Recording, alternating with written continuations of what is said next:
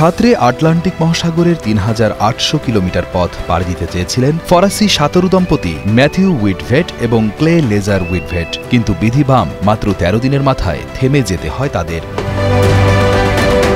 গত ১৫ই নভেম্বর শুক্রবার বাধ্য হয়ে তাদের রেকর্ড গড়ার অভিযানটি থামিয়ে দিতে হয়। তারা সাঁতরাতে ক্লান্ত হয়ে গিয়েছেন এমনটি নয়, বরং তাদের থেমে যাবার পেছনে আছে যান্ত্রিক গোলযোগ। সাঁতারের সময় তাদের পাশে যে সাপোর্ট বোটটি ছিল সেটি হঠাৎ নষ্ট হয়ে যায়। বোটটির স্টিয়ারিং সিস্টেমের একটি প্রধান তার ছিঁড়ে যাওয়ায় সেটি আর সাঁতারুদের নিরাপদে অনুসরণ করতে পারছিল না। এই দম্পতি গত ৩১ অক্টোবর কেপ ভার্দে থেকে সাঁতার শুরু করেন। তাদের লক্ষ্য ছিল ফরাসি দ্বীপ গুয়াডেলুপে পৌঁছানো। তারা প্রতিদিন পালা করে ৬ ঘণ্টা ধরে সাঁতার কাটতেন এবং এই ১৩ দিনে তাদেরকে জেলিফিশ এবং সোল্ডফিশের মতো বিপজ্জনক সামুদ্রিক প্রাণীর মুখে পড়তে হয়েছে। তাদের এই অভিযানের মূল উদ্দেশ্য ছিল সমুদ্র সংরক্ষণ নিয়ে সচেতনতা তৈরি করা।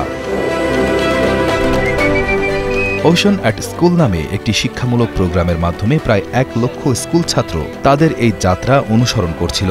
সাঁতার বন্ধ হলেও এই দম্পতি জানিয়েছেন তারা তাদের শিক্ষামূলক কার্যক্রমটি চালিয়ে যাবেন।